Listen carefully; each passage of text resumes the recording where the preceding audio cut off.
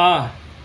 อยากบอกว่าหากแต่เจ้าบ่ฟังมันดอกคำว่าหากจากคนผู้ให้มันบ่มีค่าหยังดอกเจ้าผู้จบผู้งามข่อยผัดคนบ้านนอกนางฟ้ากับหมาวัดข่อยก็ฮู้มาตลอดอย่าลิ่นของสูงมันตกมาเจ็บซื่อๆดอกฮู้ทั้งฮู้ว่ามันเสี่ยงแต่อยากสิลองเบิ่งก่อนเฮ็ดจังได้แนวใจบ่ยอมรับเนาะว่าเรื่องของเฮาสองคนมันเป็นไปบ่ได้ดอกเขาฟาดหน้าแหกทันหมอบ่ยอมรับยิบคนไปเมื่อตระกูลมันก็มีค่าเพียงหน่อยนิด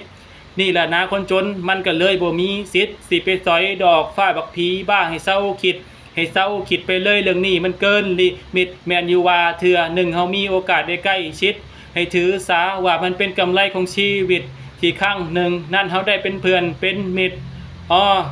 จังแม่นมันอุกอังเอ้าภายในใจนอบักคักผู้บ่าวคนนั้นทั้งหล่อทั้งรวยถึกใจพ่อแม่เจ้ามักเจ้าไล่ให้หนี้คือหมูคือหมาอย่ามางงเงาอย่าจมปักผู้แสกผู้สาวเป็นหมื่นเป็นพันเป็นร้อยเป็นยังมึงคือบ่มักบักสมองหมาปัญญาควายเขาเว้าใส่หูขวามันเสือกทะลุออกหูซ้ายเป็นสังกะลีอยู่วัดมึงต้องเจียมโตแล้วเจียมใจมึงควรสิหยุดซ้ำนี่แล้วก็ควรตัดใจ